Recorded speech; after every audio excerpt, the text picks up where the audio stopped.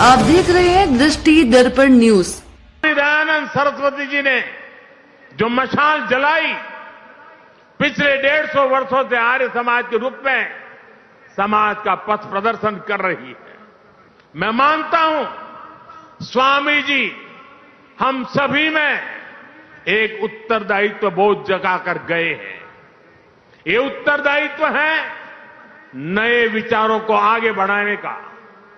ये उत्तरदायित्व होता है चलता है ऐसी रूढ़ियों को तोड़कर नए सुधारों का। आप सभी का मुझ पर इतना स्नेह रहा है, इसलिए मैं आज आपसे कुछ मांगने के लिए भी आया हूं, कुछ आग्रह भी करने आया हूं। मांग सकता हूं ना? मांग सकता हूं ना? मुझे पूरा विश्वास है आप देखे रहेंगे। राष्ट्र निर्माण के महायज्ञ में आप इतना कुछ पहले से कर रहे हैं। मैं देश की कुछ वर्तमान प्राथमिकताएं भी आपके सामने दोहराना चाहता हूं।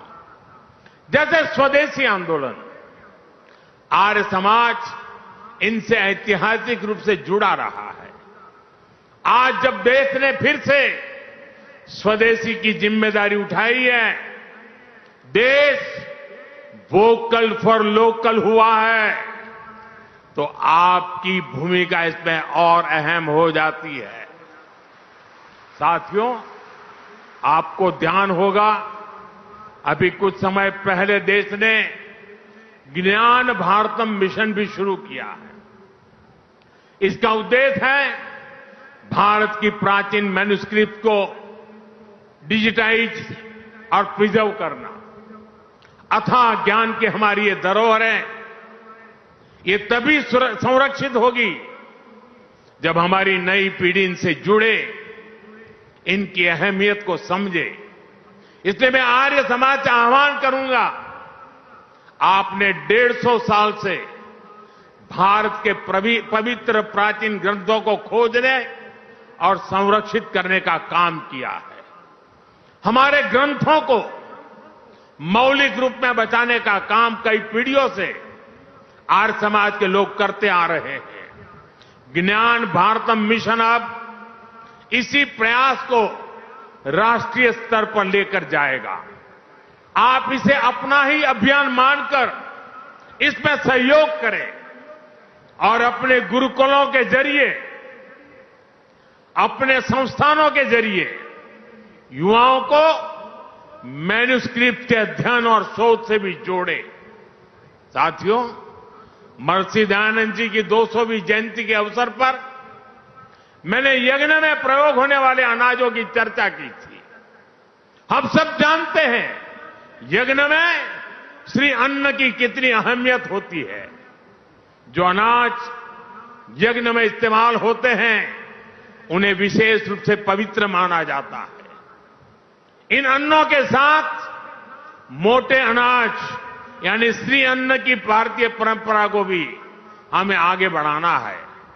यज्ञ में प्रयोग होने वाले अन्न की एक खूबी ये भी होती है कि उनकी पैदावार प्राकृतिक रूप से होनी चाहिए। प्राकृतिक खेती, नेचुरल फार्मिंग, अभी आचार्य जी बड़े विस्तार से उसका वर्णन कर रहे थे। ये नेचुरल फार्मिंग भारतीय अर्थव्यवस्था की बहुत बड़ी आधार हुआ करती थी। आज एक बार फिर दुनिया उसके महत्व को समझने लगी है। मेरा आग्रह है आर्य समाज नेचुरल फार्मिंग के आर्थिक और आध्यात्मिक पहलू के प्रति भी लोगों को जागरूक करे। साथियों, एक और विषय है जल संरक्षण का भी है। आज देश गांव-गांव साफ पानी पहुंचाने के लिए जल जीवन मिशन पर काम कर रहा है। जल जीवन मिशन अपने आप में दुनिया का सबसे बड़ा अनूठा अभियान है, लेकिन हमें ध्यान रखना है पानी पहुंचाने के संसाधन तभी काम करेंगे जब आने वाली पीढ़ियों के लिए पर्याप्त पानी बचेगा। इसके लिए हम ड्रिप इरिगेशन से खेती को बढ़ावा दे रहे हैं। देश में 60,000 से ज्यादा अमृत सरोवर बनाने का भी काम हुआ है। हमें चाहिए सरकार के इन प्रयासों के साथ साथ समाज खुद भी आगे आए। हमारे यहां गांव-गांव तालाब, सरोवर, कुआं और वापी होते थे। बदलते हालातों में उनकी उपेक्षा होती गई और वो सूखते चले गए।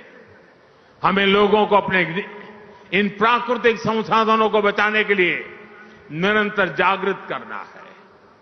कैच द रेन जो सरकार का अभियान है, रिचार्जिंग वेल बनाने का जो अभियान है, वर्षा का पानी का उपयोग रिचार्जिंग के लिए करना, ये समय की मांग है। साथियों, बीते काफी समय से देश में एक पेड़ मां के नाम अभियान भी खूब सफल हुआ है। ये अभियान केवल कुछ दिनों या वर्षों का नहीं है, वृक्षारोपण सतत चलने वाला अभियान है। आर्य समाज के लोग इस अभियान से भी ज्यादा लोगों को जोड़ सकते हैं।